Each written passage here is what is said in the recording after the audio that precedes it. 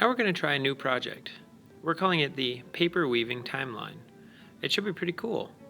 All the classes are doing it together. First thing we have to do is start with 2 strips of paper. And using a ruler, we're going to mark out our paper into 2-inch squares. So if you go on your ruler at 2, 4, 6, 8, 10, and 12, and then slide your ruler up to the top of that paper and do the same thing. 2, 4, 6, 8, 10, and 12. Then once you connect those dots, you'll have 2-inch boxes. You're going to continue making these 2-inch boxes all the way down. Here's a little shortcut. Use the second piece of paper and put it on there.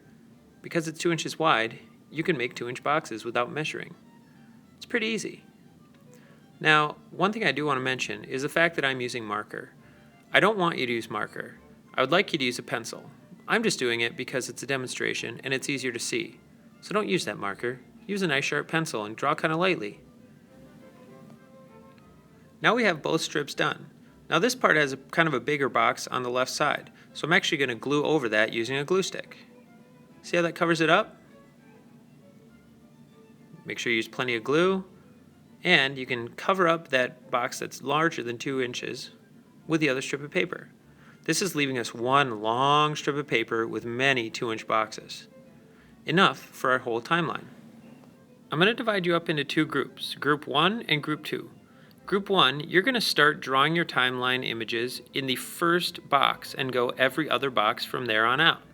Group 2, you're going to start drawing your images in the second box and go every other from there on out. This is important. Otherwise, when we weave them all together, it won't work. So I'm going to be in Group 1 here, so I'm going to start in the first box. I'll draw a little crazy looking alien baby here. Just something easy, because that's the beginning of my life. There I am. Now I'll skip a box and move on to the next one. Here I'll draw, let's see if I can come up with a tricycle or something. Ooh. Well, that's not too bad. Let's say that's a tricycle. Now I'm going to skip a box and go on from there.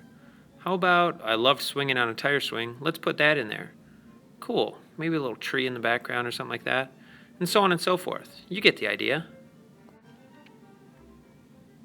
Do a good job as you're drawing your images. You can use many things. You can use markers, or colored pencils, or crayons to color everything in. Do a good job with it, have fun, and I'm really excited to see what it all looks like when we're done. Okay, have fun. See ya.